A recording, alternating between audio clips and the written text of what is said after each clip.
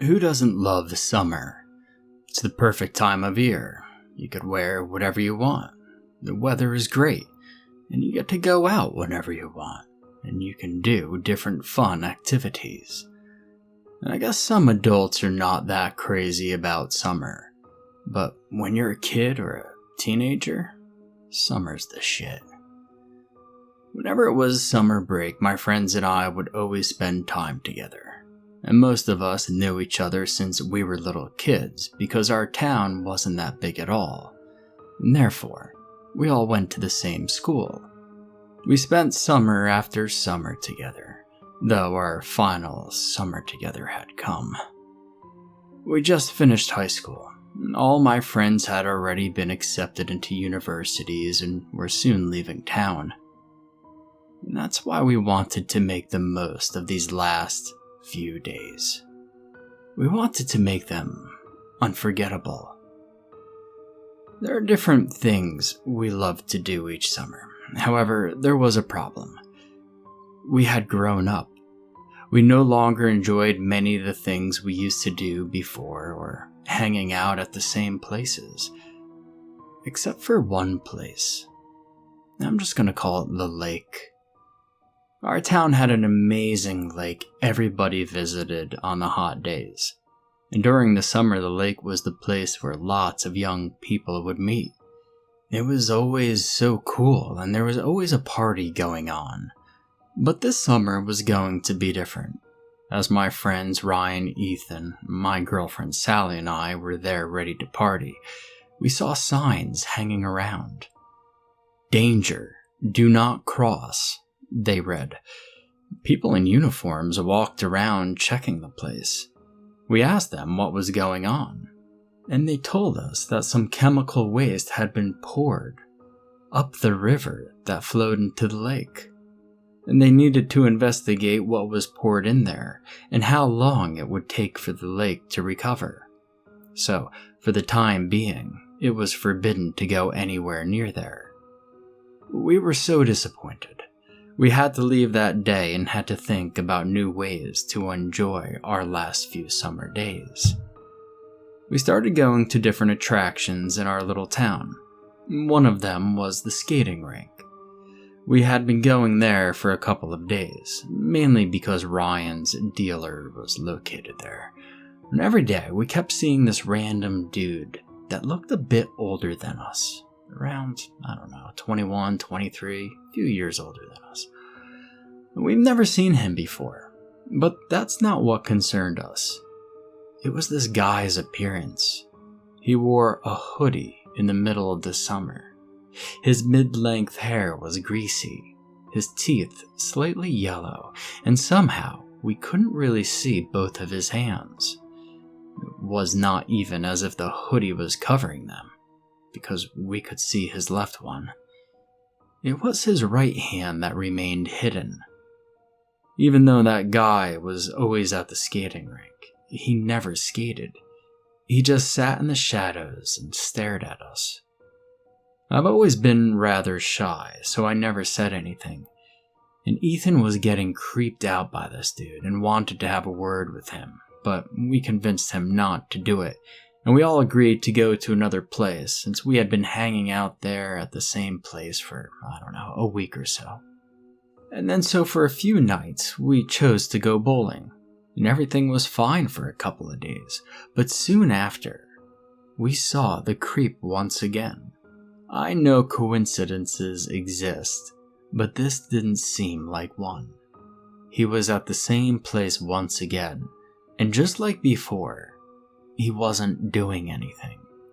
He was also completely alone, and all he did was just stared at us.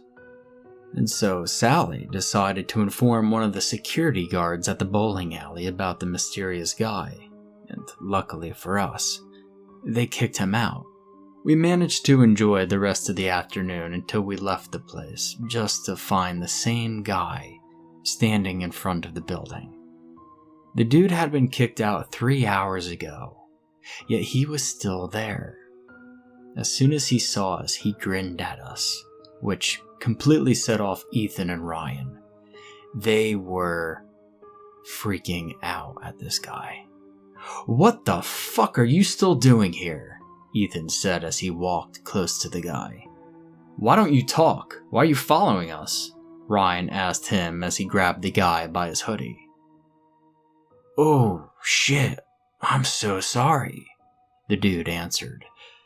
"It wasn't my intention to freak you out. The truth is that I know you've been buying, so I stayed close to offer you some," he said to Ryan as he reached his pocket and showed him what he got. Ryan and Ethan, being mostly potheads, immediately forgot about this dude's weird attitude and were cool with him. Sally and I didn't really say much. We were just sort of there in the background. The random dude told us that we could call him Alex, and he didn't charge Ryan for anything that day. He simply told him that if he was interested in more, to come back tomorrow. The next day we came back to the same place. The guy was waiting for us outside. He gave my friends what they wanted, but this time, he tried to chat with us. He explained how the air conditioner was failing at the bowling alley, but we could always go to the complex where he lived, since there was a swimming pool there. Now Ethan, Ryan, and Sally immediately agreed. And I was a little hesitant because this guy lived in another town that was about 30 minutes away. But at the end, my friends convinced me to go there. And after all, swimming did sound like a great idea. We all went into this guy's car. He had a big old car, and Ryan sat in the front next to him while the rest of us sat in the back. And now that we were closer to him, it became obvious that he was missing a hand. "Damn, what happened to your hand?" our stoned friend Ryan asked him. "An incident," Alex answered, and I could see from the mirror that his face had a smile. And I thought that was so strange. Why would somebody smile while speaking about something so serious and possibly tragic? "Oh, dude, did it hurt?" Ryan asked him again, pressing him for more answers. "Yes, but it was worth it," Alex answered. Now, I don't think anybody noticed this weird remark. Ryan and Ethan were just completely stoned, and Sally was too busy trying to speak to me about the university she was going to. I noticed Alex smiled at me from the mirror, and I could see his yellowish, almost rotten-looking teeth. I smiled back at him, not to be rude, but the truth is that I was feeling seriously uncomfortable. I had the impression his stare was constantly fixed on me. When we got to his place, it looked like your ordinary complex from the 90s. The area where he lived was rather quiet. We didn't see anyone around despite it being only 4 in the afternoon. And Alex claimed mainly old retired people lived there, but he rented there because it was much cheaper. One of the first things we noticed was the swimming pool. It seemed so big and fresh, although there was this weird smell going on. It was very strong and chemically. Regardless, we were still so excited to just get in there. But Alex insisted for us to come inside his apartment for a bit. And we wanted to be polite, so we agreed. His apartment, well, it looked nice, but man, did it smell like crap. Once we were in there, he offered us something to drink, and my friends accepted the drinks, though I don't remember what they had. And I decided not to have anything because I was just so put off by the smell. And we sat in the living room and we were just chatting it up a little bit. I was curious at this point.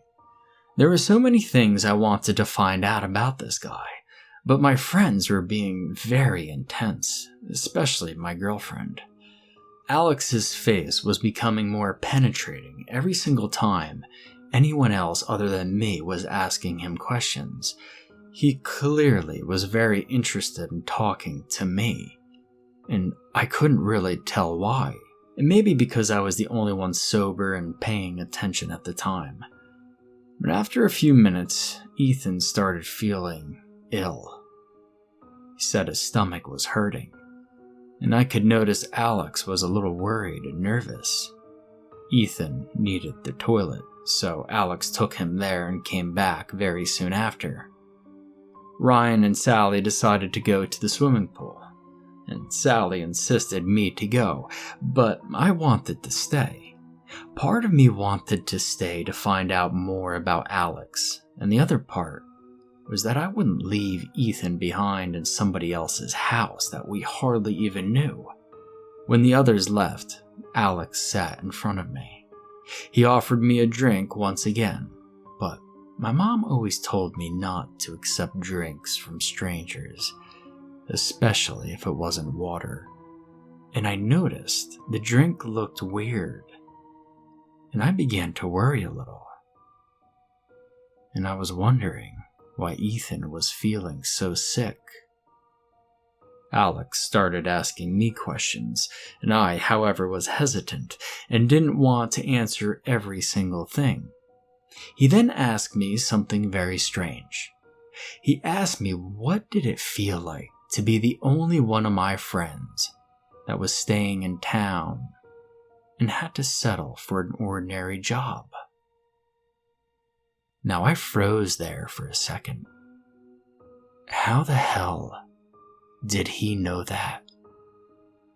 I asked him, but he dodged the question and instead told me not to worry about it. He then proceeded to take off his hoodie. Despite having only one hand, he didn't struggle at all. He was wearing a white t-shirt that looked pretty sweaty and disgusting, and I could see his amputation clearly, and I just couldn't contain myself. I had to ask some questions. When we were in the car, you said your amputation was worth it. What did you mean by that? I asked him. It was worth it because I managed to get rid of something, he answered with a smile. What did you get rid of? I asked. Well, if you really want to know, I'll show you an example, he said as he asked me to follow him. He stopped at a door and opened it. It was the bathroom, and I saw something laying on the floor. It was my friend, Ethan. I screamed as I got closer just to notice his neck was bleeding. I slapped him, which made him react. Run, he said. I turned and saw Alex holding an axe. I moved fast enough to dodge it, but Ethan wasn't so fortunate. There was blood everywhere, and I'm afraid to admit, but after seeing that, I didn't stay long enough. I ran as fast as I could, with Alex behind me, chasing me with an axe. I managed to kick him, and he tripped and fell to the floor, and I ran to the pool in order to exit through one of the back doors and quickly let my friends know what was going on so that we could escape together. But unfortunately, when I got there, it was too late. I saw both of them floating in the pool. Ethan floating on his stomach while Sally on her back. They didn't react to my screams.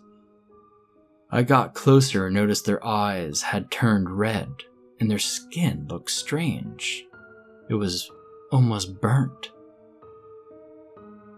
It's toxic, just like the lake, Alex said from the door as he tried to approach me, and he was no longer carrying the axe.